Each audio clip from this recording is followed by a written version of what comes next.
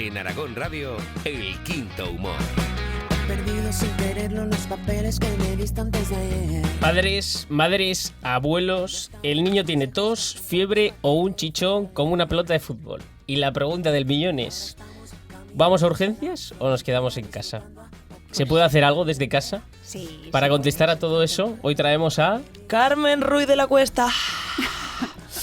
Bueno, toma. Vitoreos. Hemos fichado a Carmen, que es una gran médico de urgencias. Ha estado trabajando gran parte de su vida en urgencias de la infantil. Es madre de 3 preciosos hijos y uno de sus grandes hobbies es la lectura. Dice que se podría pasar 2 días leyendo y nos trae una recomendación de lectura que es El Pacto del Agua. Os animo a leeroslo porque yo también me lo leeré en un futuro. ¿Qué tal estás, Carmen? Muy bien, muchas gracias. Muchas gracias por por invitarme. venir. Y nada, a por ello. Entonces, bueno, vamos a ver un poco los principales cuadros que podemos encontrar con nuestros hijos, hijas, sobrinos. Bueno, yo como si tuviese alguno, pero da igual. Ya llegarán. Ya Claro. llegarán. Y nos das un poco tips de qué hacer, qué no hacer, qué es un signo de peligro y qué no lo es. Pero Vale. antes de empezar, por favor, cuéntanos qué es lo que te ha llevado a ti a trabajar en urgencias.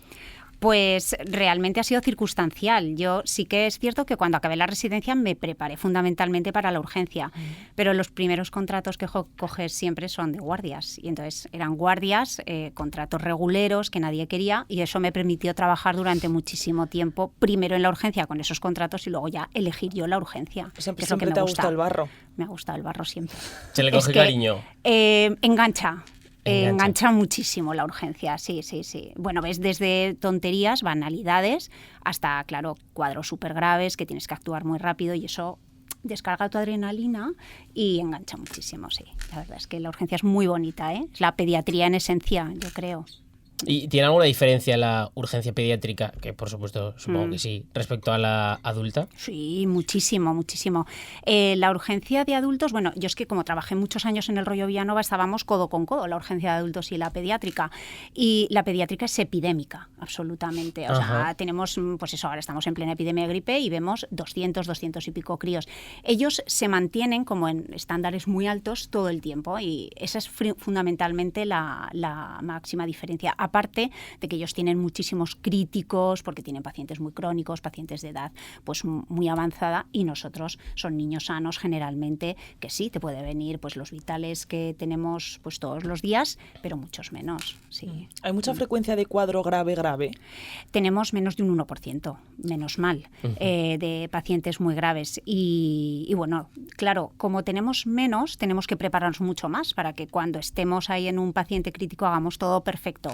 Y por eso pues hacemos tanto simulacro, ejercitamos lo que es un simulacro de un paciente grave, aunque no lo tengamos. O sea, ¿os preparáis las posibles situaciones que vengan? Sí.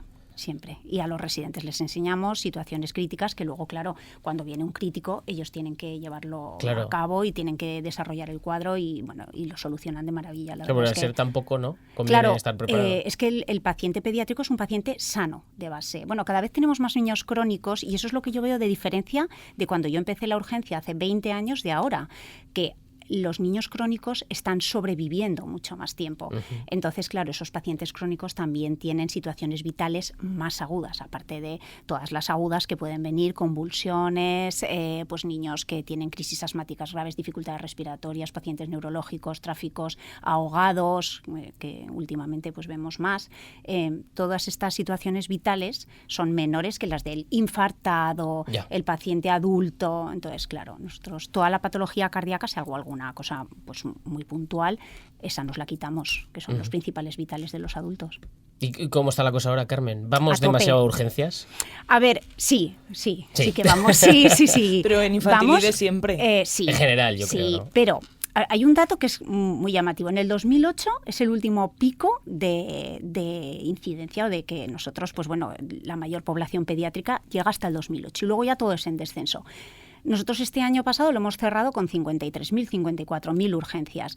Pues vemos prácticamente las mismas que en el 2008. Es decir, tenemos menos niños y, sin embargo, seguimos viendo el mismo número de pacientes pediátricos, 1.000 menos, realmente. Eso quiere decir que repiten más. Eso quiere decir que sí, o que repiten más o que vienen más a urgencia por patología que antes se solucionaba en la primaria, en nuestros compañeros, en los especialistas de atención primaria, pero claro, es que están desbordados. Entonces, la atención primaria, ha habido una reducción en pediatras y ha habido muchos puestos de pediatría que no se han cubierto y claro, esos niños tienen que seguir viéndose en algún sitio y los vemos nosotros. Por eso el fin de semana tenemos tantos niños, porque no tienen a sus pediatras de confianza. Tenemos un repunte importante, normalmente vemos entre 150 140 niños en un día normal y saltamos a 200 en fin de semana. Madre mía. Sí. Bueno, 2024 es el primer año que ha habido más nacimientos que 2023. Sí, efectivamente. Así que quizá la tasa está en aumento. Subiremos a 56.000. Buena señal. De nada, ¿no? Claro. Van a ser Bueno, esas eso es guardias. trabajo. Ya. Sí. Es que preparando esto leía que, no me acuerdo dónde saqué el dato, la verdad lo he apuntado sin la fuente, pero bueno, que el 60-70% de las consultas que acuden a urgencias podrían ser resueltas o en casa o por su médico de primaria, pero claro, ya cuentas que la atención primaria está saturada. Sí, eso seguro que está sacado de los niveles de triaje. Cuando tú vas a urgencia te adjudican un nivel de triaje que además es un triaje objetivo porque es un programa de triaje, no lo hacemos ni yo, ni una enfermera, es un programa. Es la forma más eficaz y la mejor forma de colocar un nivel de gravedad. Entonces, el 60-70% son niveles 4 y 5. El 1 es parada cardiorrespiratoria, 2 pues posible reanimación cardiopulmonar o paciente muy muy agudo y muy crítico, 3 paciente que en este momento no es tan crítico, pero que si no lo solucionas en 30-35 minutos va a ser un paciente crítico, y 4 y 5 que son niveles inferiores. Y esos son el 60% actualmente. Eso es lo que habitualmente ven nuestros compañeros de atención primaria. También tienen sustos en atención primaria y bien gordos. Pero bueno, el fundamental, pero es que están... O sea, no les cabe un niño más en atención primaria. Verdad, ¿eh? Sí, nosotros cuando rotamos es que es una barbaridad. Es una barbaridad. O sea, la carga de trabajo que tienen... Van pasando como una ruleta uno tras otro. Es una carga de trabajo tremenda. Además, la atención primaria es dificilísima. Porque, claro, yo en el hospital me llevan a un niño con fiebre, no estoy segura de lo que puede o no tener, y cojo y le hago una analítica y ya soluciono más o menos. Pero ellos no. Ellos se basan fundamentalmente en los dos principios de la pediatría, que es una buena historia, una buena anamnesis y una buena exploración clínica. Y los antecedentes que tienen, que ellos conocen. Que, claro, eso nosotros pues te metes en la historia clínica electrónica, pero no conoces a la familia, no conoces pues lo que es parte de la esencia de un niño, que es todo su ambiente.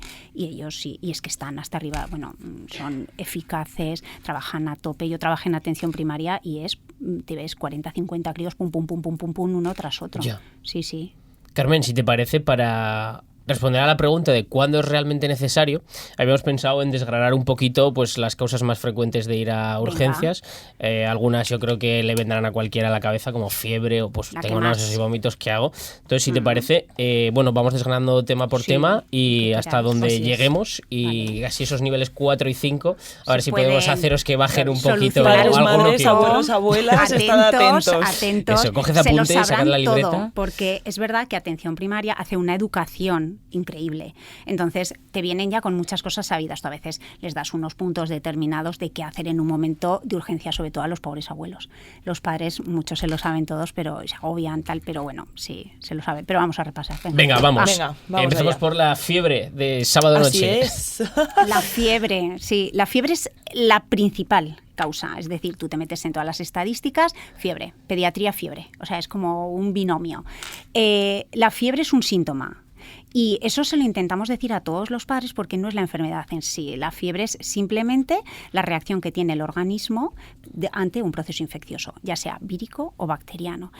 La fiebre además es un mecanismo de defensa y es uno de los mejores mecanismos de defensa que tiene el organismo. Eleva la temperatura y entonces al elevar la temperatura hay muchísimos procesos virales y bacterianos que van cayendo toda su carga. La viral y la bacteriana va cayendo, pues como cuando coges un huevo frito, ¿no? Y lo fríes, pues porque la salmonela todo el mundo sabe. O hierves el agua para quitar. Pues purificar. Nosotros subimos nuestra temperatura para acabar con esos virus.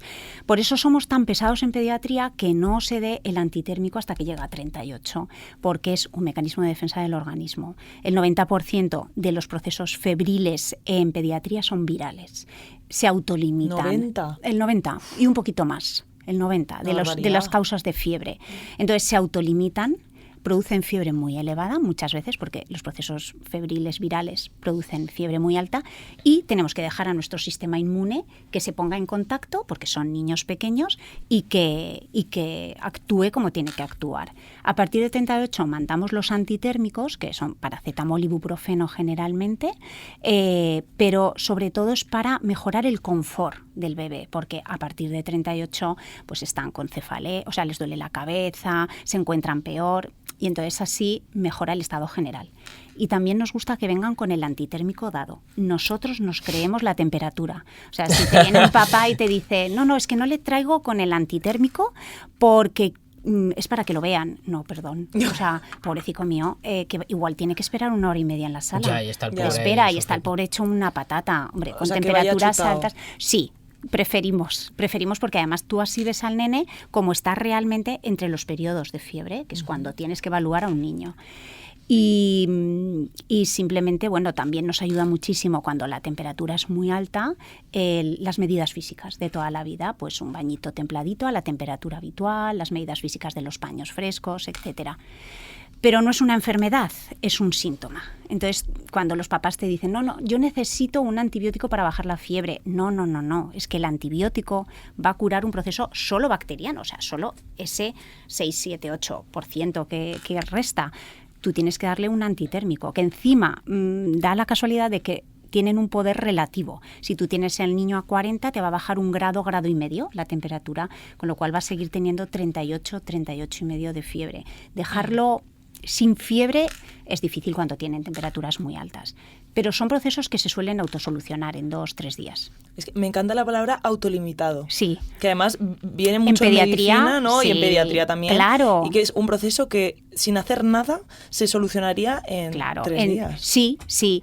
Y muchos padres, gracias a los pediatras de atención primaria, lo saben y entonces, salvo que vean a niños con fiebre, que tengan mal estado general, que se añadan otra clínica, por ejemplo, vómitos, que lo vean que esté muy somnoliento o que aparezcan manchas, que eso siempre lo recalcamos, en esos momentos pues ellos esperan, les dan los antitérmicos, esperan tranquilamente y si ven que aparecen otras cosas, entonces es cuando consultan. Vale, ¿y eso lo tienen bien sabido los padres? Sí, en Es que general. ahora yo vengo aquí un poco ignorante porque no soy padre, entonces digo, lo bueno, vamos serás. a explicar cosas, igual lo sabe todo el mundo ya, No, pero en general en atención primaria se recalca muchísimo. En los primeros procesos febriles se recalca cuándo hay que acudir a urgencias, cuándo no. Es cierto que hay muchos pediatras de atención primaria que han visto a un niño y claro, le dicen, si empeora tienes que acercarte, claro, porque son procesos que progresan, igual lo ves con 1 hora de fiebre y nosotros lo vemos al 3er día, con fiebre muy alta, etcétera. También es verdad que los padres no son tontos, que luego se les ve y que cuando ven al hijo de verdad con un mal estado general o de verdad somnoliento, yo creo que ahí el esto de supervivencia a todos nos haga un poco... Uy, claro, algo está pasando de verdad. No, la mayor parte de los padres, o sea, en casa hacen las cosas fenomenal, pero llega un momento en que hay una fiebre muy alta y te puedes agobiar, o es fin de semana, no te puede ver tu pediatra, además el niño pues había empezado con 37,8 y de repente se pone con 40 o empieza a vomitar. Todas esas cosas pues te agobian y más cuando son más pequeños. Por eso en los menores de 1 mes tienen que venir siempre. Menores de 3 meses casi siempre. A partir de los 3-6 meses pues ya decimos, bueno, esta fiebre podría tratarse en casa, etcétera. Pero los lactantes más pequeños nosotros tenemos protocolo solo para esas fiebres, para las menores de 3 meses. Pero siempre más de 38. Más de 38, menos en los menores de 1 mes, que es cualquier aumento de la temperatura por encima de 37,5.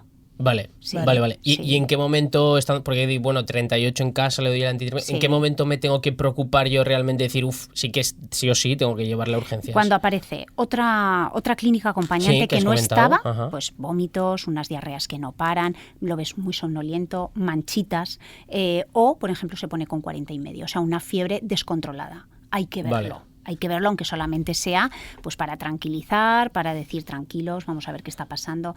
Porque los procesos que más fiebre dan generalmente son los procesos que pueden haberse complicado con algunas cosas. Imaginaros, o sea, lleva 3 días el niño con 38,3, muy buen estado general, le vamos dando el antitérmico y de repente al 4.º día se pone con 40. Pues eso ya Raro. Sí, Ya, mejor raro. consultar. Eso es. Por eso lo que más vemos no solamente son las fiebres de 1 hora y 2 horas, sino las que ya han estado en el pediatra y han empeorado por cualquier circunstancia o se han complicado. O sea, Vale. que en general ¿Y lo hacen muy bien. qué pasa con las convulsiones? Sí, las crisis febriles. Que es un cuadro súper típico, ¿no? Es un cuadro muy típico de la infancia, hasta un 30% de los críos lo tienen. No convulsiona quien quiere, sino quien puede. Vale. Eso es verdad, y eso nos lo decía un neuropediatra nuestro, y es verdad. O sea, no todos los niños, ni con la misma fiebre, ni con el mismo proceso viral, van a convulsionar. Suelen tener antecedentes. Tíos con crisis convulsivas febriles, los papás han tenido, y es un cuadro súper alarmante, porque el niño... Yo estaría acojonado. Sí, Sí. tú y todos. Tú y todos, y como te pasa en casa, aunque seas pediatra... Te mueres, ¿no? Sí, ¿El susto? sí, o sea, intentas mantener la calma, pero vamos. Sí, o sea, el niño hace una pérdida de conocimiento brusca. Muchos se quedan como muy hipertónicos o empiezan a hacer movimientos tónico-clónicos. ¿Qué es lo que hay que hacer? Intentar mantener la calma, eso lo primero. Con la primera es dificilísima, porque además hacen un cambio de coloración en la cara, se quedan muy pálidos, incluso algunos se ponen como muy azulados, como si no llegaran a respirar. Y eso hay padres que los pobres se ponen a hacer masaje, reanimación, de todo, claro, porque parece que el niño está Ya, muriéndose o sea, realmente. entiendo un poco a la desesperada, ¿no? Sin tener Sí, sí. tampoco... No, sé qué pues vamos a conocimiento hay de ventilar, RCP vamos a ventilar, infantil, pero... claro. Claro, le ves así como casi Sí. azulado. No, algunos son muy agobiantes. Duran poquito rato, porque suelen durar entre 2 minutos, 3 minutos, que se hacen eternos, y mientras lo que hay que hacer es llamar al 112, si no has tenido nunca una crisis febril, o avisar a alguien que tengas cercano para que te ayude y esperar. Nosotros decimos siempre que hay que colocar a los niños en posición de seguridad, que es colocarlos hacia un lado, porque pueden vomitar muchas veces para que no se atraganten ni hagan pues un episodio de asfixia que acompañe a las crisis. Son poco graves porque el tener crisis convulsivas febriles depende de la genética de cada uno, del virus que tengas. Por ejemplo, ahora hemos tenido muchísimas, porque el virus de la gripe es muy neurotropo, tiene muchísima afinidad Que le por gustan el los sistema. nervios. Eso, el sistema nervioso central le encanta. Y además hace fiebres muy altas, con lo cual tenemos Claro, la combinación la tormenta perfecta. perfecta para estar todo el día con niños que convulsionan. Es aterrador como padre, las crisis Ya, convulsivas y tanto es. febriles, pobres. No predispone a tener crisis epilépticas en el No, futuro. no, hay un porcentaje determinado que van a ser epilépticos o que son epilépticos y que también convulsionan con un detonante como es la fiebre. Entonces, sí que hay un porcentaje de niños que tienen crisis convulsivas febriles y luego van a tener afebriles, es decir, sin fiebre, y eso ya es una epilepsia, pero no predispone. No. Vale. Tú vale. tienes tu genética y tu genética es la que determina, bueno, puedes tener un accidente de tráfico, tener una lesión cerebral y que eso sea, o una hemorragia cerebral y que eso sea lo que te... Pero si no, es tu genética la que Vale. decide. Y como Carmen, bien has dicho que la fiebre es un síntoma. Ujú. Y es que últimamente ha habido muchos casos de meningitis. Sí, muchos Entonces, tampoco. Vamos, bueno, pues más del... Ha habido Sí, un brotecín. Ha habido casos de Eh, meningitis, sí. Claro, una de las manifestaciones de la meningitis puede ser la fiebre, Sí. más otras cosas. Entonces, Sí. ¿cómo podemos identificar esto? Sí. Haznos así un poco, vamos a darle un Sí. poquito de hueco a esto. Bueno, lo primero, tranquilizar, porque la población infantil está muy vacunada. España es un país que es muy vacunador, hay muy poco niño no vacunado. Todavía todo este rollo de los antivacunas en España no hay demasiado y están principalmente vacunados frente a las principales meningitis, las más graves, las que producen más alteraciones neurológicas. Pero es cierto que hemos tenido circulando un meningococo, que es uno de los gérmenes que más meningitis produce, y eso ha creado mucha alarma, no solamente aquí en Aragón, en otras comunidades autónomas también. ¿Qué produce? Fiebre alta y un niño con un regular o mal estado general. Es decir, tú tienes un niño con una gripe y entre fiebre y fiebre va a estar estupendamente. Salta, se mueve, igual no quiere comer o vomita alguna vez, pero está estupendo. Este niño no. Este niño va a tener fiebre alta, pero que cuando tú la bajas es un niño que está irritable, somnoliento, que no reacciona bien, que tú lo ves que hay algo más. Y eso los padres lo identifican fantásticamente bien y te lo traen. ¿Y qué es lo que más ves? Pues que ha vomitado alguna vez, si es un niño mayor ha tenido mucho dolor de cabeza, si es un bebé no. Eso como principales síntomas. Y luego como signos, es decir, lo que nosotros vemos, pues lo característico es los signos meningeos. Es decir, la rigidez de nuca, que no es dolor de nuca, que estos días, claro, hemos tenido muchísimos padres que han venido con los niños porque les dolía el cuello, pero es que la gripe produce produce dolor muscular. Entonces les duele. No, es rigidez de nuca. Tú coges, intentas levantar al niño y se te levanta el tronco entero. O intentas, que es uno de los signos, y luego el otro es intentas levantar también y automáticamente las piernas se acortan. Y eso es porque está inflamado todo lo que es el sistema nervioso, todo lo que es médula y sistema nervioso central. Y además hay un tipo de meningitis que produce petequias, que son estas lesiones rojas, que son como si les hubiéramos hecho con un alfiler, que cuando tú le das con el dedo se quedan.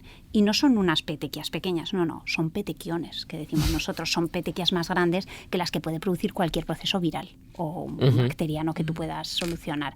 Es un cuadro muy urgente y que hay que reaccionar rápido, y que hemos tenido la suerte de que han ido muy bien este año y bueno, pero es porque la población está vacunada. Llamamiento a la vacunación. Total. Sí, ya que total, estamos... Porque vamos, importantísimo. Total. Hombre, a ver, la salud pública infanto-juvenil ha hecho muchísimo por la infancia. Desde el 74, en los últimos 50 años, se calcula que la vacunación de las 14 principales epidemias en el mundo ha salvado 154 millones de vidas infantiles. Madre Sí, mía. este dato no lo saben los antivacunas. Pues ahora ya lo sabrán. Ya lo sabrán porque se lo digo yo. Yo he Joder, tenido no es conversaciones tela, defendiendo las vacunas de Sí. gente y no me hay parece tan... que tener esa conversación. Es que me parecía algo tan surrealista, o sea, Sí, ¿cómo no...? Sí, pues mira, epidemias, por ejemplo, bueno, la viruela se acabó en el 80 y ya está, ¿no? Pero vacunas como, por ejemplo... La y de claro, la polio. Polio. O sea, que es que produce unas alteraciones para toda tu vida increíbles. Y ya no estamos hablando del primer mundo, estamos hablando del tercer mundo, donde el acceso a la sanidad es dificilísimo, unos sistemas sanitarios completamente, pues bueno, pues muy difíciles de llevar con estas enfermedades, y además es que a estos niños se quedan en su vida sin poder trabajar de una cosa que les va a salvar la vida. Entonces, polio, sarampión, tétanos, difteria. Bueno, es que se morían con difteria y con sarampión. O sea, es que morían de sarampión nosotros porque vivimos en el primer mundo, pero es que en el tercer mundo las 14 epidemias han salvado, pues eso, millones de vidas. Bueno, o del VPH mismamente. VPH, por ejemplo, claro.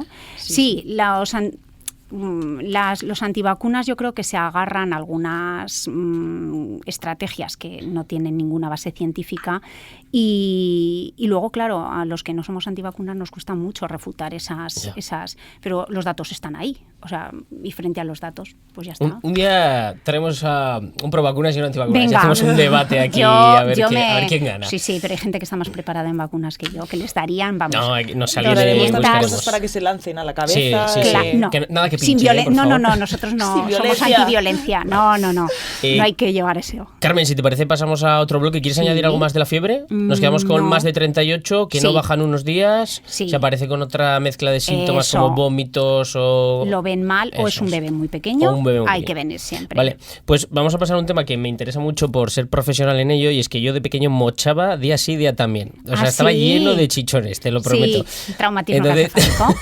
claro. ¿Qué Así se ha quedado, O sea, así así le me va. queremos igual, Ay, pero... Pobrecito, no. ¿Qué hacemos con esos golpes en la cabeza cuando son Sí. importantes? Pues los pequeñitos lo mismo. O sea, los lactantes pequeños menores de un año hay que verlos. Eso es así. O sea, el típico niño que se precipita de la cuna o que lo dejan al lactante en la cama, eso es muy frecuente. Te das la vuelta y hace trrr, y nunca se había dado la vuelta hasta ese día. Y no hay cojines que lo salven, ¿eh? Pues no, o sea, siempre decimos, ¿era mármol o era Tarima, ¿no? tarima? Y te dicen, tarima, y tú, bueno, salvaos. Pero no, Sí, los era dejamos en mármol. observación, pobrecicos.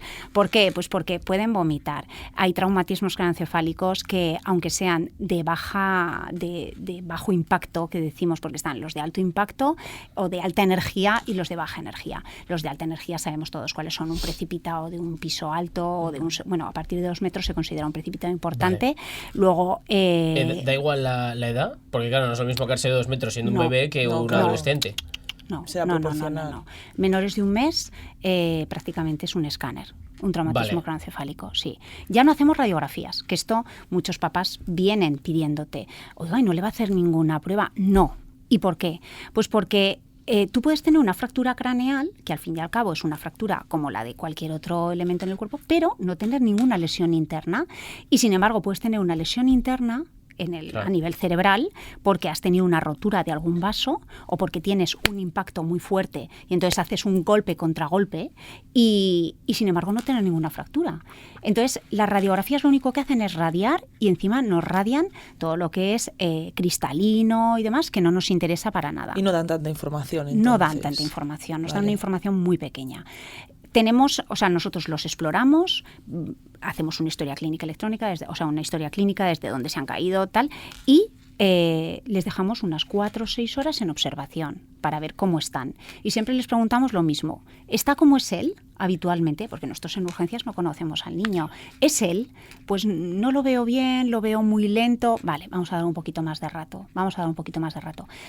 Para los papás yo lo entiendo, porque es muy desesperante, porque tú ves al niño que no lo ves como es él, incluso hay algunos que hacen una amnesia del episodio, eso es muy frecuente en los críos mayores, y se agobian mucho los críos y dicen, pero bueno, ¿por qué no le hacen un escáner ya? Pues porque un escáner de un niño que no haya hecho una pérdida de conocimiento tiene poco valor. Entonces necesitamos que pasen unas horas para que el escáner sea válido, ya que va a radiar, por lo menos, que sea válido. Por eso damos unas horas, generalmente entre 4 y 6 horas. Los tenemos en la unidad de observación, vemos a ver cómo evolucionan, si comen, no vomitan, neurológicamente están como es ellos. Les damos siempre analgésico, porque los dolores de cabeza duelen, incluso a los lactantes, y duelen mucho. Y si están bien, los damos de alta a casa con unas normas para poder venir, qué tienen que hacer y demás, que son, básicamente, si lo vuelve a ver, que no es él. Si empieza a vomitar o si empieza con mucho dolor de cabeza y que no cede, hay que volver a consultar. Y antes de ir, ¿cuándo decides ir? O sea, bueno, has dicho alto impacto, pero... Alto impacto. Cuéntame. Alto impacto, energía desde luego, 100%. siempre. Alta energía. Sí, alta energía, O un accidente de tráfico o Hombre, algo así, claro, ¿no? o sea, un tráfico tenemos que verlo. Claro, pero, por ejemplo, un chaval que está en el columpio, en el balancín, pum, sale volando, entre comillas, y se cae de cara. Ese debe venir. Ese- Sí, vale. 100%. Sí, porque se Ha da muy puesto- fuerte. ha puesto su ejemplo, yo Sí, creo. claro, yo creo que No también. le pasó a él. Sí, Sujetaba bien. sí. También es cierto que los padres de antes, pues, te daban hasta un capón, porque generalmente habías hecho algo que no. Pero es verdad que hay que venir. O sea, un alto impacto hay que venir y una caída de un Vale. Claro, pero balancín. una cosa es eso, o yo que era un bebé enorme que debía tener un cabezón enorme que me te iba- pesa mucho que la me iba cabeza. cayendo, ¿sabes? Claro, Eso no claro. es para La tanto. probabilidad Lo que me daba, de ¿no? un traumatismo craneoencefálico en un lactante es toda. Porque les pesa muchísimo la cabeza, entonces se van a caer y lo que más les va a pesar Claro, es la cabeza. van de frente siempre. Claro. Entonces, pues bueno, lo raro es un lactante que se cae y no tiene un traumatismo craneoencefálico, eso es más raro. sí, pero bueno, lo que más pesa es lo primero que llega al suelo, con lo cual, sí. Vale. O sea, no hay como una definición en concreta de cuándo sí, cuándo no. No, yo creo que todos o sea, un papá que va con el correpasillos el niño que tiene 2 añitos y se cae hacia un lado, no suelen traerlo. Y si lo traen, pues nada, los vemos en un momento, les damos las normas para poder volver o no y ya está. Y ya está. Esto, hacemos una exploración neurológica, claro, por supuesto, pero vamos, si no, no. Vale. Pues pasamos al tercer supuesto. Venga. Vale, ¿Cuál? el de procesos respiratorios. Un Mm. poco epidémico esto por nuestra Sí. parte, pero ¿cómo distinguimos un catarro de algo más Sí. y cuándo acudir a urgencias? Sí. Los padres saben perfectamente cuándo es un catarro, de cuándo es algo más. Pero ¿y los que no somos padres? Los que no somos padres. Pues los que no somos padres, un cuadro catarral puede dar fiebre y puede dar fiebre también alta. Pero el estado general es muy bueno. O sea, tienen Vale. sus mocos, tienen su tos, tosen, pero duermen por la noche. El primer día a lo mejor peor porque tienen mucho moco, pero duermen, comen también. A veces les quita un poco el apetito. Claro, es que yo creo que muchos de estos van a atención primaria. Casi Porque todos, de esto yo he casi visto todos. mucho, pues que tienen una Claro. tos feísima, Claro. pero el niño está aquí jugando con lo que Eso. sea. Pues ese seguramente va a tener un cuadro catarral. Claro, está el bronquiolito feliz, que decimos nosotros, que es el típico lactante que hace bronquiolitis primero y luego bronquitis, que es el típico bebé precioso de anuncio gordito y demás, y que tú pones el Fonen y está lleno de pitos por todos los lados, como una cafetera. Y los papás te lo dicen. Yo me acerco y le oigo pitos y pues está con bronquitis. Y están estupendos. Eso es una bronquitis. Vale. Cuando tienen dificultad respiratoria, hay que venir. Y esa es la diferencia fundamental entre el catarro y algo más, la dificultad ¿Y respiratoria. cómo lo ves? Eso? Pues también los papás lo diferencian muy bien y ellos te dicen, está con fatiga. y no sé si es solo de Aragón, porque no lo sé, pero es un término que es muy bueno, porque es verdad, está con fatiga, es decir, están con un aumento en el trabajo respiratorio, tienen que meter muchas más respiraciones para llegar a ventilar exactamente igual que de normal. Y es la fatiga que dicen los papás, pues eso, mucho la taquipnea que decimos nosotros. Un catarro no te va a producir nunca. Fatiga. Vale. ¿Catarro con fiebre puede haber? Sí. Vale. Sí. Los catarros son procesos virales. Todos. Autolimitados. Eso es. Y producen fiebre, y fiebre a veces muy alta también. Vale. Sí. Pero el niño está muy bien, no tiene fatiga y además, pues eso, come o come un poco menos, duerme, descansa. A mí me encanta que a nosotros con lo de la fatiga se nos enseña estos los signos, un poco de el tiraje intercostal, eso es. la taquipnea, que respirar más frecuentemente. Pero ¿no? eso es para nosotros. Claro, sí, ya. Y muchos papás... Pero en lo del tiraje y estas cosas... Claro, digo... de abajo arriba, siempre, que les digo yo a los resis, siempre de abajo arriba. Bamboleo abdominal, pues poquito. Que ya tienes que sumar mucha musculatura intercostal, pues va a ser un poco más. Que además tienes que unir las superiores, pues más. Que tiene aleteo y cabeceo, pues eso es que necesitas todo tu organismo para poder respirar, pobrecico. Y es fundamentalmente como nosotros estadiamos las bronquitis. Vale. Todo está estadiado, todo está protocolizado en la urgencia. Vale, o sea, el punto de inflexión es la insuficiencia respiratoria. Sí, exacto, la dificultad para respirar. Se me está ocurriendo una cosa, Carmen, una pregunta, y es que no sé si lo habéis visto vosotras o tú, Carmen, se ha puesto de moda ahora quitarse los mocos metiéndose unos chufletazos ¿el lavado? de suero por la nariz, pero los adultos, lavados, ¿eh? Sí. Te lo prometo. Pues el es un TikTok poco... está lleno. ¿En serio? Y ¿Qué sale ascazo? mete el agua por un orificio nasal y sale un chorro de moco que alucinas. Sí. Yo no tengo ese TikTok. Yo tampoco y no quiero verlo. Te lo prometo un montón, ¿eh? Eso Sí. es una práctica habitual en los niños y está bien hecha siempre. Sí. Sí, la hagan como la hagan los padres, la hacen bien. Vale, o sea, no hay manera de usamos hacerlo como mal. una técnica... No. Usamos una técnica solo para los lactantes. Lo colocas y un ladito y otro ladito, pero es para que ellos pues no se apabilen, ¿no? Sí. Pero realmente no. O sea, hay que meter Vale. mucho líquido y a mucha presión. Vale. Sin compasión. De verdad, Sin compasión. los Sí. que estáis escuchando esto, o sea, parad esto un momento y dizad, Yo lo voy a toca mirar buscar luego. esto porque salen, bueno, Es Yo ascazo. también. a ver lo Sí. aprensivos que sois, pero es que salen unos mocazos. Yo Ascazo. flipaba. Sí, te yo lo creo. prometo. Sí, muchos padres dicen que si pudieran vender los mocos de los hijos serían ricos. Es verdad, me lo han dicho padres. Sí, sobre todo los nenes que van a guardería, que Ostras, qué encadenan bueno. un cuadro Claro, catarral claro. con otro. Si eso fuera oro líquido, estarían forrados. Carmen, ahora que dices esto, Sí. ¿guarderías sí o no? Es una pregunta difícil, ¿eh? Tu mensaje Pues, a ver, sí. Hay gente profesional. que no puede permitirse el no ir a una guardería, porque nuestros horarios laborales son terribles, los peores de Europa. Entonces, partiendo de eso, cada uno tiene que hacer lo que pueda.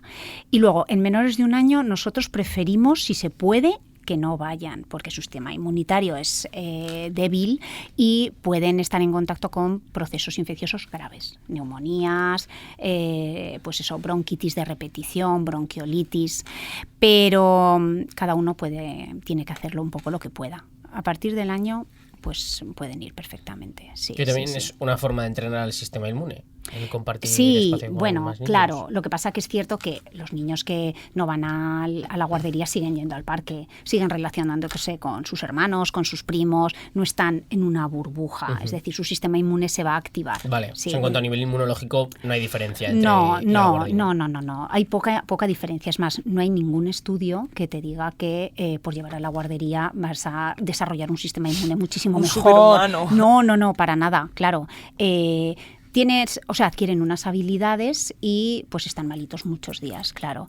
Pero bueno, si no han ido a guardería, el primero de infantil, en tercero, también es un momento crítico en el que caen muchos. Y los que han ido a guardería a veces también. Y luego está el típico que te dice, pues mi hijo va a guardería y nos ha puesto malo. Pues qué Pues qué suerte la tuya. ¡Qué suerte! Sí. Oye, último apunte de este tema Sí, tos, porque es sí. algo que tanto en adultos como en niños Es la muerte hay un en vida. problema. Ostras, y me han preguntado unas cuantas veces en plan, oye, pero ¿esto cuánto dura? Sí, y pues mira, además es a mí me algo pasó, como muy tedioso, o sea, de decir... Es terrible. La tos es de todos los síntomas catarrales, de vías respiratorias, en los niños, en un niño sano, digo, porque luego están los niños que tienen patologías crónicas, fibróticos quísticos y demás, que tienen su tos de base y ya Sí. está. Pero en un niño sano es el último de los síntomas que se van en un cuadro catarral.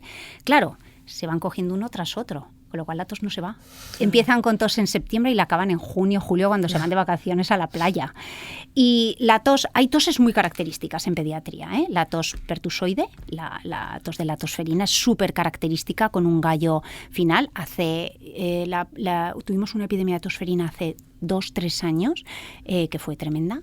Y luego tenemos la tos de la laringitis, que es una tos que lo mismo parece que se está ahogando el niño, pero que una vez que han tenido una, los padres lo saben identificar. Es una tos de perro nocturna generalmente, que aquí en Zaragoza vemos muchas, porque se acompaña de un clima con aire y que además haga frío esa noche. Y entonces es el croup laringeo. Aquí en Zaragoza somos expertos en laringitis. El número uno, el el ranking de laringitis. Es nuestro, sí. No, y luego, pues bueno, claro, están todos los procesos virales que los producen, los parainfluenzas y demás, son muy típicos en septiembre. Nosotros leímos que puede durar hasta 4 semanas. Y más. Y más. Y más, porque los niños se van recontagiando uno con otro.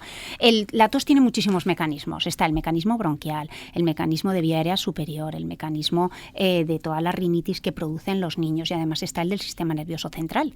Entonces, claro, hacer que los 4 mecanismos a la vez desaparezcan es muy complicado.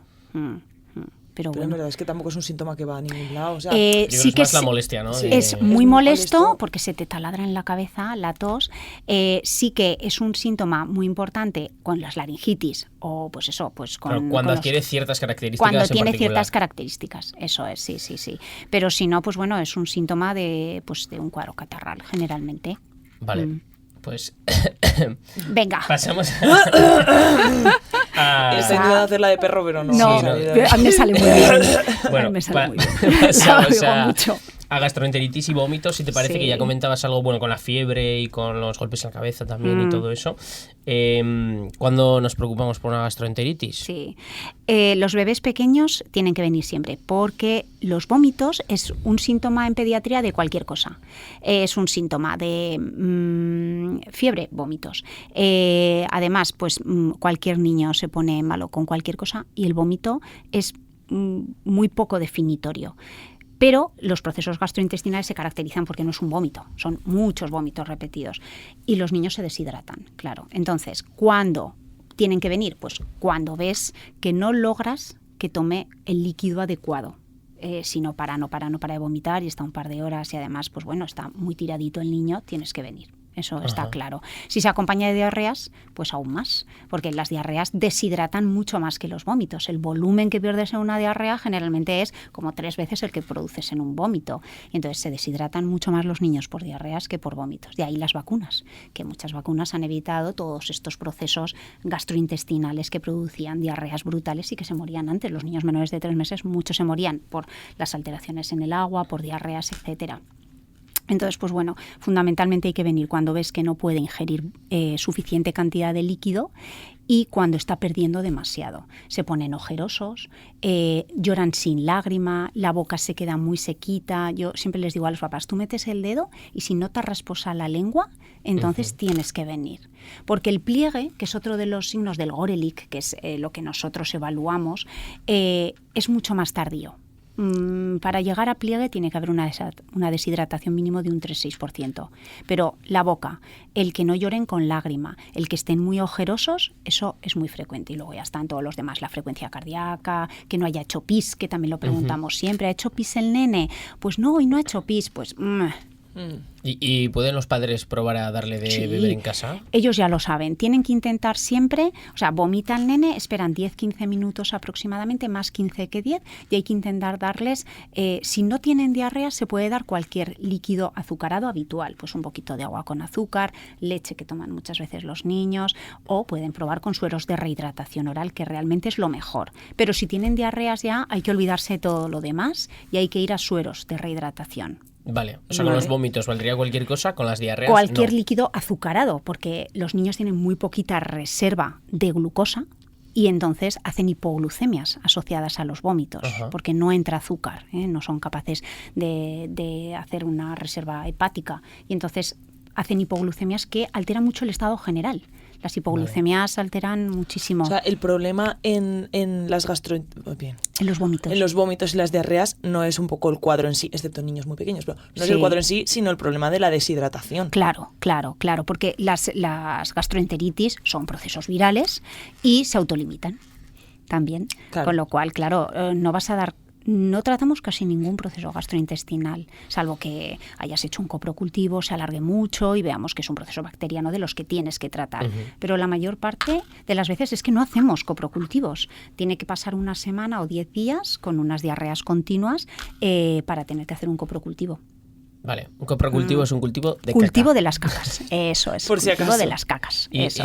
con tema alimentación, entonces, ¿qué No podemos quitamos hacer? nada. Cero patatero. Nada, no quitamos nada. Hay que mantener normal. Sí. Los niños Salga por cuando arriba o están... por abajo. Eso es. Vale. Además, hay un estudio precioso que hicieron los ingleses en el que cuanto antes comen, antes dejan de hacer diarreas. En niños, en adultos. Sí. Yo sé que se usa mucho la dieta astringente y las 24 horas estas en las que no comes nada, pero nosotros, ese estudio está hecho solo en niños. Tienen que comer y cuanto antes comen, antes desaparece la diarrea. Pero eso es lógico y es porque los niños no tienen patología habitualmente y son un organismo que tiene que tender a la supervivencia, con lo cual su sistema gastrointestinal está hecho para absorber todo aquello que vaya entrando. Y entonces, pues bueno, es muy bonito ese guay. trabajo. Vale. Sí, Oye, pues, sí. le voy a echar un vistazo. Claro, Tenemos aquí artículo de ingleses. Sí. Es muy bonito. Sí, está Vale. ya hecho desde hace muchísimo tiempo, desde que nosotros ya no hacemos dietas astringentes, desde hace... Bueno, yo ya era residente hace mucho y ya no se hacían dietas astringentes. Ni se quita la leche, que la leche es Tenía el muy mala alimento. fama. Sí, pero la leche no tiene por qué tener mala fama. Pero se quitaba y resulta que es el elemento básico de muchos niños cuando se ponen malos. Claro, la mejor recuperación. Claro, te quita el apetito un montón y a los críos les encanta la leche, pues que tomen leche, no pasa nada. Harán un par de diarreas más, pero ya está. O sea, simplemente es movimiento intestinal que tiene que eliminar el Ya. contenido que hay dentro. No... Y ya está. ¿Qué pasa con el Aquarius? Que bueno, a los El niños igual no Aquarius, se les da tanto, a nosotros pero... sí, muchísimo. ¿Sí? Sí, se da en vez de los sueros de rehidratación oral, por dos motivos. Vamos a cobrar aquí, ¿eh? Sí, a ver, el Aquarius es una bebida fantástica para un adulto que esté sano, pero tiene una serie de iones, tiene sodio, potasio, una serie de elementos que no son las adecuadas cuando Eso... tú tienes una gastroenteritis, porque tú realmente te deshidratas porque pierdes una serie de elementos que, además de agua, pierdes todos esos electrolitos. Entonces, ¿qué tienes que hacer? Pues recuperarlos, y los sueros de rehidratación oral son los adecuados. El Aquarius se puede dar pues cuando es una gastroenteritis de chicha y nabo, 3 vómitos y poco más, pero cuando ya es una diarrea importante no puedes dar Aquarius. Además es que tiene un porcentaje de azúcar tremendo y no le viene bien. O sea, es lo único que no le viene bien a las diarreas, el azúcar. Y lo que quitamos son Aquarius o cualquier bebida que lleve azúcar. Quitamos también todos lo que son los batidos azucarados y todos los... Claro. Sí, todo eso lo quitamos. Es igual, es por la osmolaridad que arrastra el Claro, agua. claro. Ahí viene lo de que el agua deshidrata, es que Claro, hidrata. no, porque claro, tienes un alimento muy osmótico. Claro. Y eso arrastra una gran cantidad de agua, claro. Entonces, pues te llevas todo el agua que has metido. Vale, vale. Sí, Claro, es claro. lo único que quitamos en las diarreas. Cosas muy azucaradas. Bueno, y también les decimos, porque muchos críos los tienes ahí y te dicen, yo quiero cenar hoy pizza. Pues no. Hoy pizza. Lo siento, no, pero lo no. siento, pero no. O sea, no, pues te puedes cenar una sopa, un plato de pasta perfectamente, pero pizza hoy, chico, déjalo Un para poquito, pasado por favor. mañana. No. Vale. Abrimos Ese está tema siguiente. Bueno, tema del maltrato. Sí, Maltrato físico. sí. Porque sí que nos comentaste que ha ido en aumento. Sí. Y veis bastante en la urgencia. Sí.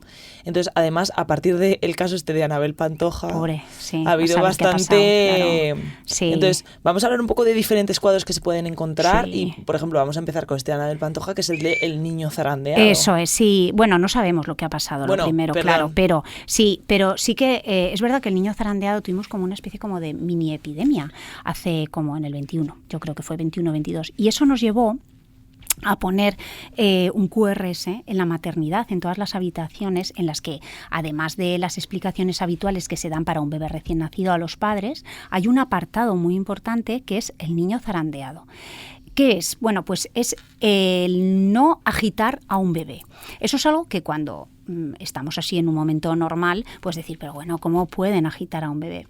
Pues se da mucho. Ten un hijo y lo verás. Claro, porque los bebés lloran mucho y su llanto está diseñado para alertarte, para que le des de comer y para que solo estés con él. Pero es que es la naturaleza, porque necesita de ti en todo.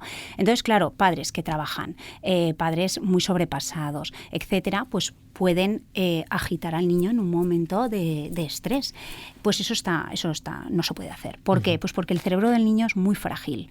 Entonces, tienes lo que es la masa cerebral y luego todo lo que es el cráneo. ¿Qué pasa cuando tú agitas un contenido con un continente más pequeño? Que el continente choca contra las paredes de dentro y además está todo recubierto de vasos. Si esos vasos chocan, se rompen porque son muy frágiles. Estamos hablando de un bebé de días y eso crea toda una hemorragia. Esas hemorragias a veces son tremendas, o sea, te llegan los críos muy somnolientos, con muy poca reacción, convulsionando, que es como suelen llegar los más pequeños. Pero el zarandeo no solo se da en los bebés, se da también en los niños un poquito más mayores. La edad preverbal es la edad donde más maltrato físico hay, la edad preverbal, y luego los pacientes crónicos, porque son los que no pueden hablar, no te pueden decir lo que les pasa, y luego pacientes crónicos con dificultades también en el lenguaje o en la expresión. Son los que más maltrato físico hay, los que más riesgo tienen de maltrato. Y es un tema que efectivamente está aumentando mucho. Y no sabemos exactamente muy bien por qué es, pero es un tema que nosotros cuando lo estudiábamos se daba mucho en Estados Unidos. Es más, la mayor parte de las guías de zarandeo, de maltrato infantil, físico y psicológico están hechas por los americanos. El TEN4 y todas estas están hechas por ellos. Y sin embargo, ahora mismo pues estamos con un aumento creciente. Hay muchas cosas, pero bueno, luego... ¿Y tú por qué crees que es esto? Pues yo creo que porque cada vez tenemos menos paciencia los padres, y es verdad. Luego hay un alto consumo de tóxicos en los adultos y es otro los principales son edad preverbal, paciente crónico, padres consumidores de tóxicos, aislamiento social, la pobreza infanto-juvenil o la pobreza familiar y luego trastornos psiquiátricos en la familia. Entonces, pues bueno, tanto los últimos, o sea, lo que es pues pobreza y demás, sí que hay un porcentaje muy importante. Es que en la urgencia vemos todo. Ya, claro, todo. Es la puerta de entrada. Claro, de todo. Entonces a veces pues tenemos una imagen desdibujada los que hacemos urgencias porque ves, pues claro, todo lo que es también la marginalidad, que es muy importante y hay muchísimo en lo que trabajar en ese aspecto. Y vemos todos los estándares, vemos el más alto y el más bajo. Nos llega todo. Y claro, en el todo pues hay mucho. ¿Ante qué casos tenéis que sospechar que pueda haber Sospecha. maltrato? En urgencias a veces es muy difícil sospechar porque los maltratadores son muy listos. El pediatra de atención primaria enseguida sospecha porque conoce a la familia, conoce el ámbito en el que están, han hablado los profesores con ellos, que si llega que no ha desayunado, sucio, tal. Y nosotros nos enfrentamos a un paciente que no conocemos, un paciente que no sabes de dónde viene ni qué características tiene. Pero, ¿qué te tiene que hacer sospechar? Una historia que no coincida en nada con las lesiones que tú ves. Por ejemplo, pues que te dicen que se ha caído de la cama y ves lesiones pues en brazo, en pierna, en tronco, un hematoma. O con la edad. Un lactante de 3 meses tiene que estar en la cuna. Si tiene un hematoma en cara, eso es un maltrato. Ya está, porque ese bebé no se ha podido hacer eso solo. ¿Qué más? Cuando no vienen en el momento, es decir, suelen tardar. Una fractura de un bracito en un niño de 6-8 meses que tiene que gatear, eso tú te das cuenta en el primer minuto. Pues vienen a los 3-4 días. Historias inconexas. Tú preguntas a ambos padres, no saben exactamente qué ha pasado, estaba con el contrario, los hermanos son muy brutos, se han tirado encima, sospecha. Pero hay una regla, que son hematomas, que son el TEN4, que es una regla americana, que son lesiones, hematomas en tronco, en el cuello o en las orejas, el TEN de cada una de las iniciales en inglés, en menores de 4 años. Eso tiene que hacerte sospechar. Y cualquier hematoma en un lactante menor de 4 meses. Eso tiene que hacerte, tiene una sensibilidad de un 97%. Joder. Claro. son muy buenos haciendo estas Sí, cosas. madre de Dios. Entonces, claro, ¿por qué? Porque un lactante de menos de 4 meses, ¿cómo vas a tener un hematoma? O sea, no puede tener un hematoma visible. Ya. ¿Qué más cosas? Pues fracturas. Tú haces una radiografía y ves una fractura ya consolidada y a lo mejor 2 o 3 que no. O fracturas en diferentes sitios. Fracturas costales. Las fracturas costales son sinónimo de niño maltratado. Más quemaduras. Las quemaduras siempre te la intentan colar. Siempre te dicen, no, es que he puesto el agua muy, muy fuerte. No. Cuando hay salpicaduras es porque el niño se ha defendido y tú lo has sacado rápidamente. Los niños lloran cuando se queman. Y son encima, y cuando no hay salpicaduras y es una línea recta, eso es que tú lo has tenido sumergido. Adrede, claro. Es que son muy malos los maltratadores. Entonces, o por ejemplo te dicen, no, es que se le ha caído encima la sartén o lo que sea y ves solamente una lesión perfecta. No ves salpicaduras de ningún tipo. Las salpicaduras son las que son siempre más graves que las que son no intencionadas, porque claro, los padres enseguida van a socorrerle. Aquí no. Aquí están ellos produciendo el daño. Supongo que esto que nos estás contando es un poco basado en algunos casos que te han llegado a la urgencia. Claro, sí. ¿Tienes alguna así que digas, Dios mío, lo que...? Pues a ver, sí, claro, palizas. Palizas. Hemos visto palizas con cinturón. Yo conté en un crío, solo en espalda, 30 latigazos. Tenía 6 años. Madre mía.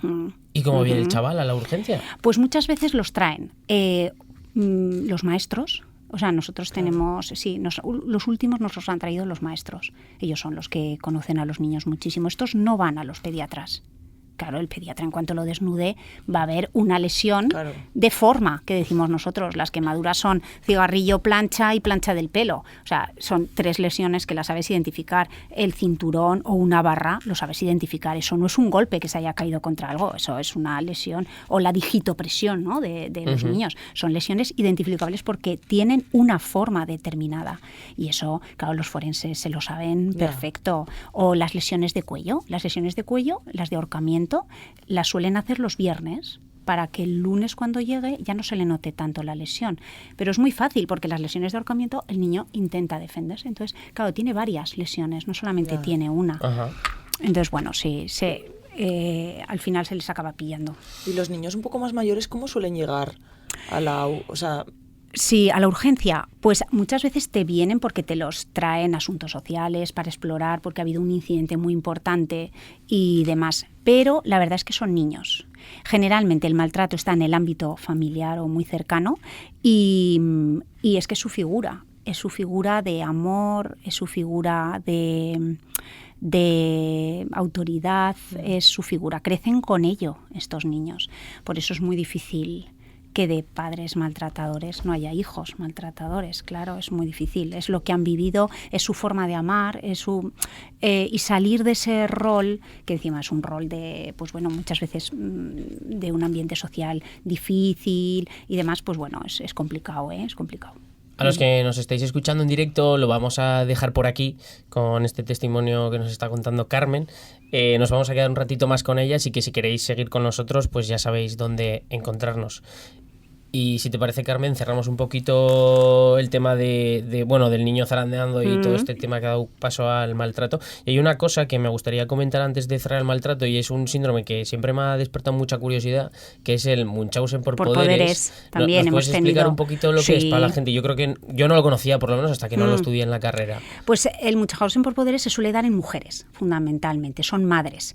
Y son madres que producen lesiones a sus propios hijos, pero a través de circunstancias médicas. Por ejemplo, les llevan al hospital de forma continuada pues porque dicen que están malos. Eso ya es un Munchausen por poderes. Te enfrentas a una situación hospitalaria en la que hay que hacer analíticas y demás. Pero otras muchas pues son lesiones importantes. Hay madres que les ponen insulina, hacen medio ahogos para que lleguen los niños con dificultad respiratoria, y hay veces que acaban matando a sus propios hijos. Y eso es todo un síndrome, es el síndrome de Munchausen por poderes. Suelen ser mujeres y suelen ser mujeres con una forma de pensar ya como muy mágica en muchas ocasiones. Pues algunos de los que hemos tenido pues creían que a las niñas, sobre todo, que eran a las que mataban, estaban poseídas en su familia, etcétera. O sea, tienen generalmente. Pero también un Munchausen por poderes actualmente es llevar 350 veces a tu hijo al centro de salud sin nada o al centro hospitalario, sin nada. Y es una patología de la madre, claro, generalmente son madres, y eso hacen de tal forma que si a ti te viene un niño 5 veces porque dice la madre que tiene fiebre, al final a la quinta le vas a hacer una analítica, una radiografía, una ecografía, y pues porque no le haces un TAC, que si no también, con lo cual ya estás dañando a ese niño. Y eso es síndrome muy patológico. Pues ahora sí, yo creo que podemos cerrar este bloque. Y pasamos, a lo que tú quieras. Lucía, intoxicaciones, cuerpos extraños, intoxicación por cuerpos extraños. El que quieras. Pues vamos a pasar a intoxicaciones. Venga. Porque a veces las botellas de cosas son muy llamativas, te llevas todo a la boca. Las hacen bonitas, Es que las hacen francamente preciosas y muy llamativas. El Seed Bang, la botella de naranja. Claro, o las arielitas, que son monísimas, ostras, ¿no? Sí. Las bolitas son estas, como blanditas, que dan ganas de verla un poco. Claro, porque parecen una gominola, pero no, son súper tóxicas, claro. Sí, las intoxicaciones es otro de lo que tenemos como prácticamente todos los días. Lo más frecuente suelen ser a medicamentos, o sea, tóxicos tipo paracetamol y demás. Se dejan al alcance, pues porque igual tienes 2 niños malos, le das a uno y el otro, que lo carga el diablo, pues claro, también se lo toma y se toma encima una cantidad que a saber, ¿vale?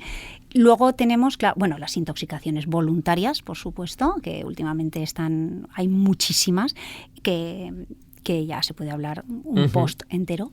Y luego tenemos también, pues eso, todo lo que son productos domésticos. Todos esos tienen que estar bajo llave, porque mucha gente dice, no, yo los tengo arriba. Pero es que los niños son escaladores, en potencia, es verdad, son capaces de, si ven una cosa, escalar, son escaladores. Entonces, aunque tú lo dejes muy arriba, lo mejor es dejarlo bajo llave o en un sitio que sepas que es inalcanzable para ellos. Nunca cambiarlos de envase. O sea, por ejemplo, tú tienes un amoníaco, que ahora los amoníacos domésticos los hacen que no sean tan tóxicos ni nada, son solamente los industriales los que son súper tóxicos. Y coges y dices, no, venga, que lo que me sobra lo meto en una botella de agua y te lo dejas en la encimera. Zas, ya está. Buah, pues es que se lo va a beber. Igual me lo bebo yo también. también. Claro. Estás poniendo como en bandeja de plata. Claro, pues eso no se debe hacer. Siempre se tienen que mantener en sus recipientes. ¿Por qué? Porque además si se intoxican, tú tienes lo que tiene. Y nosotros les decimos que nos traigan con lo que se han intoxicado. Porque hay tal cantidad de productos que aunque nosotros muchas veces, o sea, hay muchos que ya sabes lo que tienes que hacer, pero hay muchos que no. Y entonces tenemos que llamar al toxicológico. Y ellos te dicen... Tiene un número, ¿no? Tiene un número. Y muchos padres llaman antes de venir. Tampoco se debe provocar el vómito, que es otra de las cosas que a muchos cuidadores les da como ganas. Inercia, ¿no? Claro, primero, porque el tóxico pasa 2 veces. Y segundo, porque en ese entrar y salir se puede inhalar, se puede aspirar, y entonces ya la tenemos liadísima. El dar leche o no leche, pues nosotros preferimos que vengan sin dar nada, porque hay algunos que sí, que se pueden dar leche, y otros que no, se debe dar leche. Y luego hay productos muy tóxicos que tienen que estar, inalcanzables para los niños. Pues eso, los jabones de detergentes, todo aquello que contenga amoníaco, sosa, industrializados, pues que están en una cafetería y habían dejado una garrafa con jabón de limpiar industrial. Esos son terribles. O sea, lo mejor sería tenerlo en un sitio cerrado con llave. Sí, eso sería lo ideal. Eso sería lo ideal, como los botiquines, que la mayor parte de los padres dejan las medicinas pues o bajo llave o en un botiquín y demás. Con el Dalsi te puedes intoxicar. El ibuprofeno puede, al final, si te tomas 3 botes, sí. Pero es que está rico. Bueno, está riquísimo. Sí, también. Lo hacen a propósito los tíos. Sí, lo que más el paracetamol. Claro. Sí. Paracetamol destroza el hígado y muchas adolescentes que toman paracetamol no es un buen método de suicidio el paracetamol, muy malo. ¿Qué hacemos con los cuerpos extraños? Porque es que se han visto casos incluso de lentejas germinadas. Yo he visto uno. ¿Sí o qué? Sí, Ostras, sí. me parece fuertísimo. Sí. Bueno, y Y Tampax. Se tragan. Germinados también. No, se lo tragan. O sea, lo que más el cuerpo extraño, que se meten por cualquier orificio del cuerpo. Hay que explorar. Y entonces, claro, por cualquier el oído, el del compañero. Es muy frecuente que están en el cole. No, es que se lo ha metido el compañero, la pintura de plastidecor. Vale. Pues lo que más es cuerpo extraño de vía digestiva. Sí. Y ahí se pueden tragar todo. La moneda, Sí. La siempre, moneda. que tenemos hasta un protocolo para cuando uno se toma De la una moneda, moneda. claro. Yo fui de Tú esos. fuiste niño moneda y Culpable. ¿de cuánto?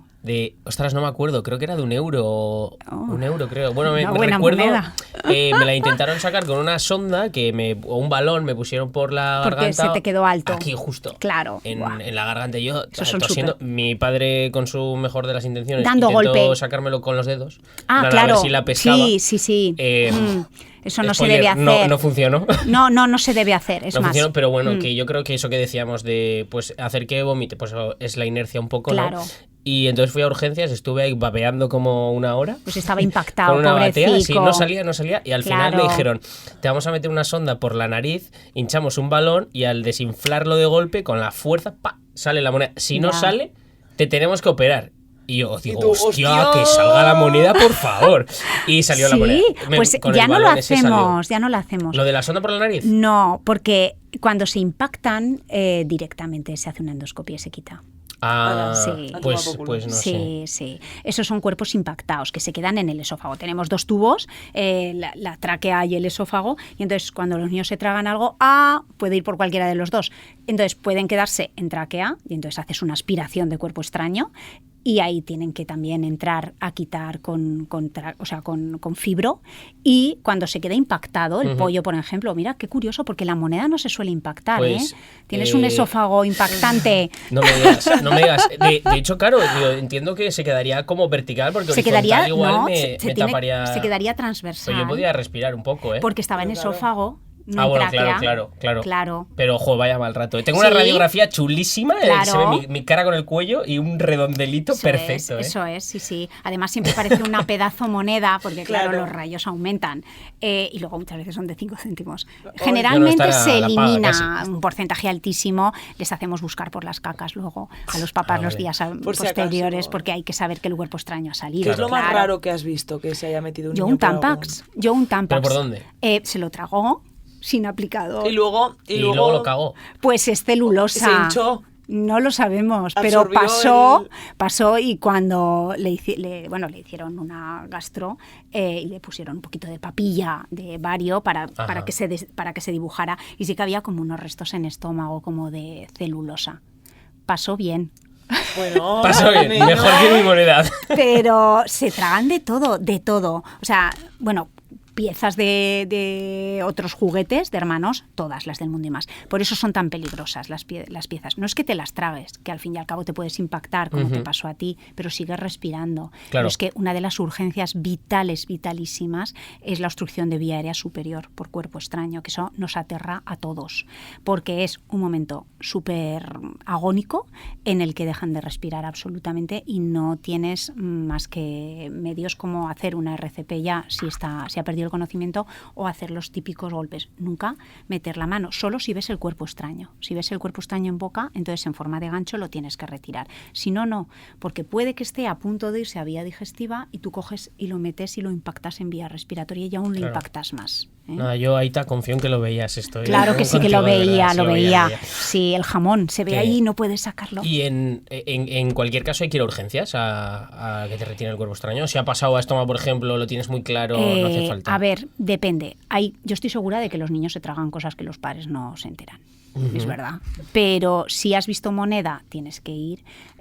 Los objetos que son punzantes deben ir, aunque solamente sea para ser conocedores de que está ese niño, y aunque lo mandemos a casa, tiene que eliminar el objeto en X días, si no, pues habrá que extraerlo, claro.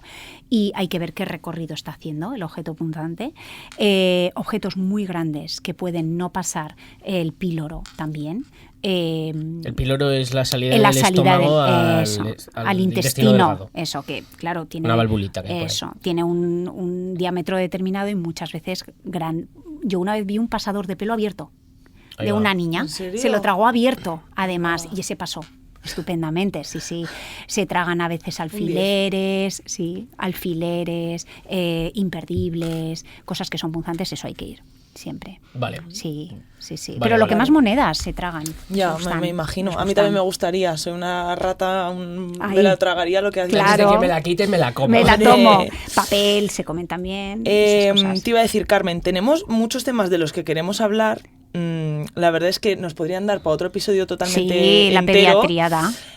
No sabría ahora mismo, Xavi, tú ficha alguno de los temas para ir acabando un poco tal, porque son muchos. Ya, yo creo que estaría guay porque ya lo has comentado un poquito con todo el tema este de, bueno, intoxicaciones, que hablabas de que ahora hay un montón y entiendo que, claro, no todas las intoxicaciones son de lejía o paracetamol, sino que también hay de drogas, ¿no? Sí. Ya tirando un poquito a un perfil más adolescente y creo que sería importante, ya que lo ha mencionado, tirar un poco por ahí. ¿Te parece? Sí, sí, y luego Sí. tengo una pregunta que iba a Sí. lanzar, así que vamos Ah, a por venga. esto y luego para antes de cerrar.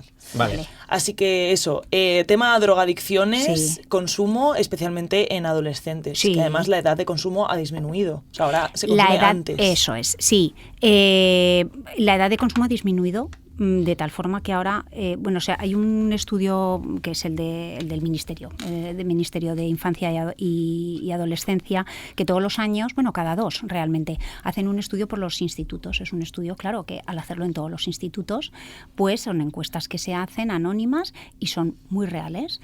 El 70% cogen entre 13 y 17, 18. Entonces, el 70% consumen alcohol habitualmente y en el 21 hubo un repunte, pero con un 17% más que en el 19, sobre todo de drogas tipo cannabis. O sea, pero es que un 17,9 es una barbaridad, claro, de aumento con respecto al 19 en 2 años. En el 23 se ha estancado. O sea, en el que se publicó en el 23 ya está estancado. Aún así es muy alto. Consumen más, alcohol de forma habitual los fines de semana a partir de los 13-14 años. Las chicas antes que los chicos, porque su edad de maduración psicológica es anterior al de los varones. Consumen además, que lo llaman ellos como en grandes cantidades en poco tiempo. Eso es muy típico de los varones y menos de las chicas. Y luego además, a partir de los 13-14, empiezan ya a consumir drogas.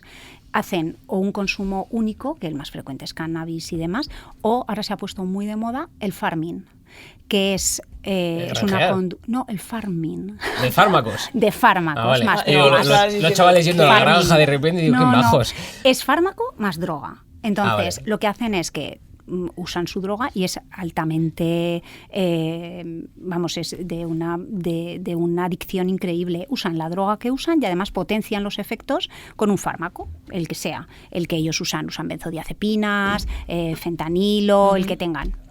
Entonces, es una conducta de altísimo riesgo porque se van juntando efectos secundarios de formas paradójicas absolutamente. Además, crea una adicción mucho mayor. Todos los consumos, además, tienen un momento en el que pueden llegar a UCI y ser pacientes muy graves, es decir, la gravedad aumenta y sobre todo, que engancha muchísimo más. Porque lo mismo, o sea, no todos los que consumen van a ser luego gente adicta, pero estos tienen una adicción que es casi un 30% mayor que los demás. Son varones casi siempre, porque tienen los varones, por su forma de ser, tienen menos sensación de riesgo. O sea, los adolescentes no tienen sensación de riesgo, eso está bueno. clarísimo y ya está. Pero además ellos tienen mucha menos sensación de riesgo. Las chicas sí que tienen una mayor sensación de riesgo.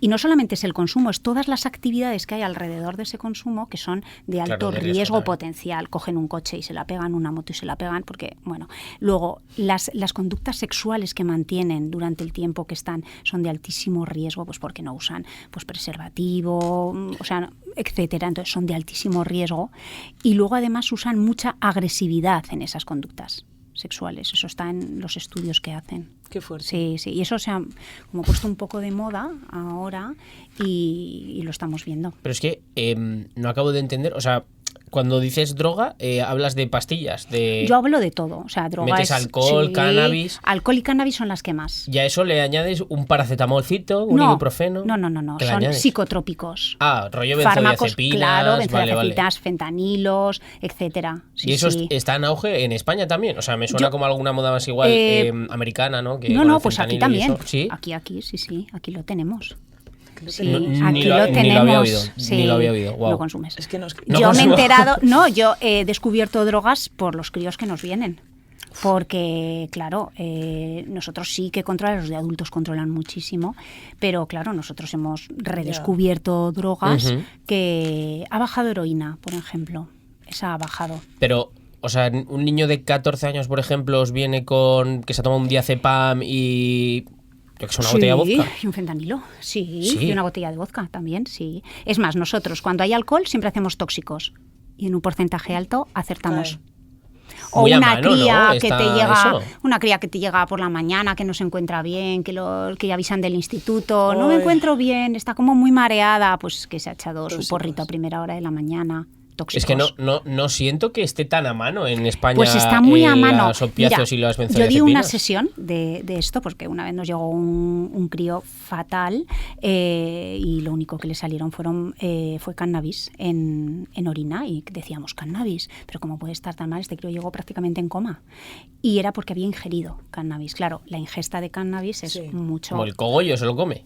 Sí, bueno, en una tarta. uno, claro. Tú te coño, metes vale. en internet, ¿vale? Tú métete luego en internet no y me da. pon quiero comprar galletas de cannabis, ¿vale? Sí. Y te Es que, salen... de hecho, ahora está bastante a mano. O sea, ahora, se ha entre perdido... comillas. Sí. Pero por las tiendas, por ejemplo, están abriendo Sí, estas tiendas claro. como que venden galletas piruletas de cannabis. de cannabis, Claro. té de cannabis, Claro. Pero eso será libre de chocolates. THC, que es lo que, ¿no? De esto que es el... No.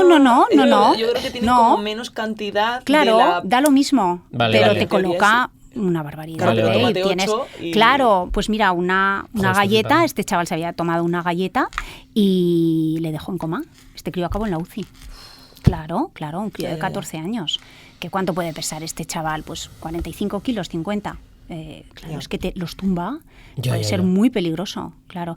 Y luego se ha perdido como El miedo, ¿no? Yo miedo. creo. Y luego, pues bueno, yo lo veo muchas veces, o sea, yo veo series con mis hijos y es que no hay serie de adolescentes en la que no salgan ahí con una raya, tomando porretes y yo digo, a ver, perdón, es verdad. Ya. Y digo, joder, que es que ellos lo están como viendo como muy natural y tiene unos riesgos increíbles, claro. Ya. Tienes unos riesgos de todo, no solamente por el consumo, por toda la actividad que tú tienes alrededor.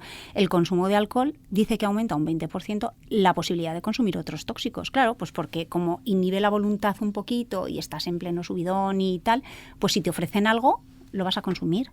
En un porcentaje importante, muchos no. Pero claro, sí. Estamos hablando en general, pero bueno, la estadística es la estadística. Claro, Ya. claro. Eso es para todos, ¿no? Claro, Objetivo, esos son vaya. números, eso es objetivo. Bueno, Sí. creo que voy a plantar mi pregunta Sí. antes de llegar a las preguntas Sí. finales, porque te queríamos hablar de tema obesidad, de tema patología Sí. psiquiátrica, de tema bullying, pero si os apetece Redes, escucharlo, sí. redes, si os apetece Pantallas. escucharlo, decídnoslo y haremos una segunda Sí. parte porque la verdad es que se han quedado Bueno, muchas el tema cosas en el pantallas tintero. es un tema que está ahora, vamos, yo creo que no hay congreso al que vayamos en el que el tema pantallas es que se te ponen los pelos de Ya. punta. Claro. Lo dejamos ahí en el aire Claro. y si os apetece, dejádnoslo en los comentarios. Pero yo lo Sobre que todo os porque escuchamos. además pasan muchas horas. Claro. Los niños que estudian con pantallas, por ejemplo, bueno, hay muchísimos maestros que están en contrísima y sin embargo ahí están y no... Ahí están infiltrándose en nuestro Total, día a día. están infiltradas, efectivamente, esa es la palabra.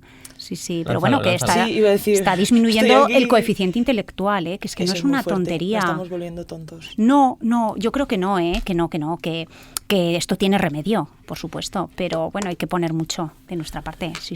Que yo lo que te quería decir es un poco con el segundo objetivo que tenemos de nuestro podcast, que además de intentar divulgar y poner ahí la información a disposición de todo el mundo de una manera fácil, también es humanizar la medicina. Sí. Entonces, ¿tú cómo has vivido tu carrera un poco como persona ahí a puertas, viendo niños de urgencias, viendo casos un poco más tal, viendo a padres, siendo tú también madre? ¿Cómo lo has Pues, vivido? a ver, se sufre muchísimo, O sea, realmente empatizas muchísimo.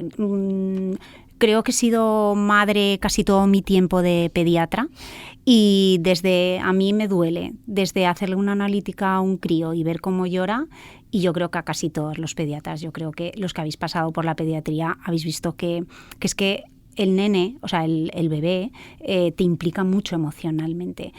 Y se sufre muchísimo cuando tienes que dar una mala noticia. En la carrera no te preparan para dar malas noticias y nosotros damos muchas malas noticias y a un hijo, que realmente es lo que más quieres en el mundo, porque sabes que tus padres, pues bueno, es ley de vida, ¿qué tal? Tus hermanos si son más mayores, pero un hijo no te puede, o sea, no puedes sobrevivir a un hijo tú. Y das malas noticias muy malas. Y eso no te prepara a nadie. Eso tienes que aprender a hacerlo, ponerte en el papel de los padres, pensar cuidados paliativos de nuestro hospital, que es una unidad espectacular y que trabaja, yo creo que con lo más duro de la pediatría, que son todos los cuidados paliativos de los niños, hizo una encuesta para ver cómo dábamos malas noticias y cómo querían que se dieran. Y siempre decían lo mismo, que había sido muy brusca la información y que además no había estado en un contexto adecuado. Es decir, la damos en mitad del pasillo del vital. No tenemos, o sea, no los metemos a un despacho, no los preparamos, porque hay niños que te vienen, pues bueno, que han hecho pues una parada en casa y después de intentar reanimarlos no los logras reanimar. O era de lo que fundamentalmente se quejaban, no se quejaban ni de que no hubiéramos hecho bien las cosas, sino de la forma en cómo lo decíamos. Y eso creo que es algo que tenemos que aprender muchísimo de estos padres, porque son unos padres sufrientes absolutamente.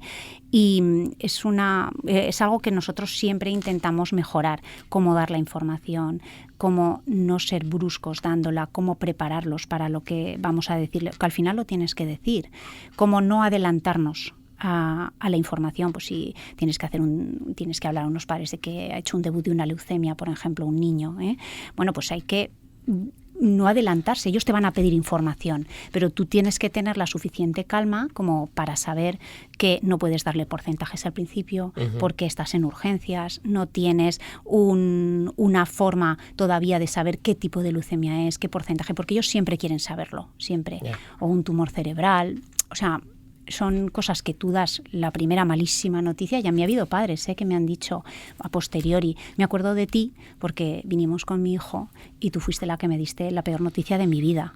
Claro, entonces eso te recorcome mucho. Pero bueno, damos nuestros talleres, nos enseñan a hacerlo y esperamos ir mejorando. Sí, los de las UCIs están todo el día dando malas noticias, pobres, también muy buenas.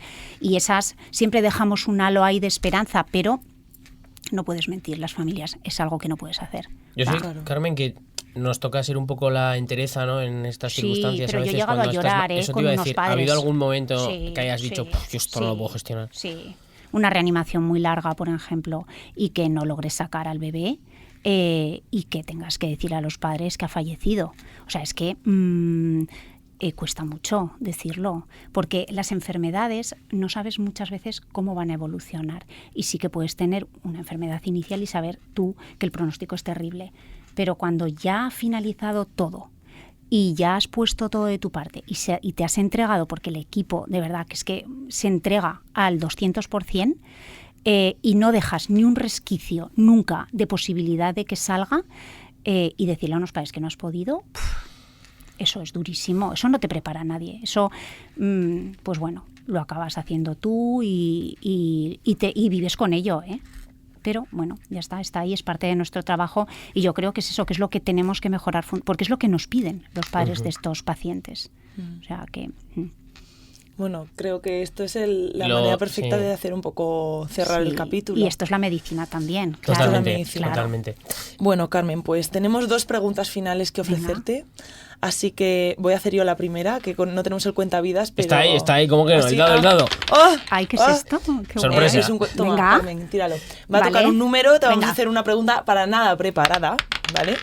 El 3, qué casualidad. Vale, justo el 3 es la pregunta de si pudieses elegir a una persona, real o ficticia, con la que cenar una noche, puedes elegir a quien quieras, o sea, muerta, viva, ya te digo, ¿a quién elegirías? Yo a mi marido. ¡Ole! Me encanta. Sí, yo a mi marido, por supuesto. Vale, nadie... No. ¿Vale? No, pues ya está, no, me sirve. Pues yo digo, a ver, va a quiero decir ¿a quién? Yo que sé, a Bob Esponja. No, o sea, realmente puedes idolatrar mucho a una persona, pero al final es una persona como tal. Yo, pues bueno, ¿a quién más quiero? O sea, pues ¿con quién quiero estar? Pues con él. Qué guay, muy bien. Sí. Yo tengo otra pregunta así muy rápida, muy Venga. estúpida. Si tuvieras que elegir un cuerpo extraño con el que aparecer en urgencias, ¿cuál sería? Yo, una moneda. Una moneda, Que es el habitual, el que 100%. menos Vale. corte te da, esas cosas. Porque Pero no Vale. en tráquea. No, tragarte otra cosa, no. Un cuerpo extraño, moneda, absolutamente. Vale. Sí. Pues nada, vamos O sea, a acabar. que hiciste bien tragándote una Bien, moneda. vale, gracias. Me quedo Hemos mucho más visto- tranquilo. Ay, ahora que me acuerdo, es verdad. Vimos un crío de un adolescente de 13 años, perdón, que me estoy enrollando. No, tranquila. Que de los smartwatch Sí. se había tragado el smartwatch. Había ido a colocar el esto y entonces, claro, llegó y el padre, como lo tenía sincronizado con su móvil, decía, miren, es que le daba y vibraba. Y entonces el pobre crío decía, papá, pero por favor no hagas eso que me está vibrando en el estómago. O sea, que Ahí es va. que un smartwatch no. Vale. Un smartwatch vale. no. No, Vibra, desde luego es que no. vibra. Las notificaciones le vibraban, pobre chaval, ¿A hasta la que pobre? hasta que se quedó sin batería. Joder. Menos Claro. mal. Vale, Carmen, pues nada, ya la última pregunta, esta ya más seria para acabar, es si tuvieras que resumir todos tus años de profesión médica en una palabra, ¿cuál Sí. utilizarías? Yo, gratitud. Vale. Yo estoy profundamente agradecida a todo. O sea, haber podido hacer la carrera que quiero, la especialidad que me gusta, poder trabajar en lo que quiero, en un hospital de tercer nivel, a tener los compañeros que tengo. Yo gratitud. O sea, aprendo Muy bien. todas las guardias. Todas. Sí, yo estoy muy contenta. Bueno, está sonando de fondo Ojalá llueva café. Ay, me encanta. De Juan Luis Guerra. Sí. Y eso, ¿por qué has elegido esta canción, Carmen? Pues me gusta muchísimo, primero, porque me recuerda un poco a mi adolescencia, cuando salíamos por ahí y tal, que yo creo que ¡Ay, sonaba loco! en los años 80. Muchísimo. Segundo, porque me encanta Juan Luis Guerra, creo que es un personaje increíble, que se ha hecho a sí mismo, que además es muy colaborador con todos, ayuda. O sea, no es el típico artista, sino que es lo que tiene que ser un artista para mí, que usa su arte para ayudar a todos los demás. Y bueno, pues porque es un temazo. Muy bien. Genial, Sí. me encanta. Bueno, pues nada, hasta aquí el episodio, Carmen. Gracias. Muchísimas A gracias por vosotros, haber venido. de verdad. Ha Hemos estado aprendido genial. un montón. Por explicar un poco la pediatría. Y Espero que hayas esperemos disfrutado. esto- Muchísimo, de sí, nuestro- muchísimo, y que está esto muy ayude bien. a la Eso es. gente y Hay tres optimice las tres urgencias. podcasts más de la pediatría. Venga, genial. Venga, los Pues lo dejamos dejamos ahí en ahí el aire. pendientes. Bueno, como Sí. siempre, a los que nos escucháis, muchas gracias por estar ahí y ya sabéis que estamos en redes y por todos lados os escuchamos, ¿vale? Con mucho amor y disfrutad. Agur y agur. Ojalá que llueva café, pa' que en el conuco no se sufra tanto. Ay, hombre. Ojalá que llueva café en el campo, pa' que en Villa Vázquez oigan este canto. Ojalá que llueva café en el campo, ojalá que llueva, ay, hombre. Ojalá que llueva café en el campo, ojalá que llueva café.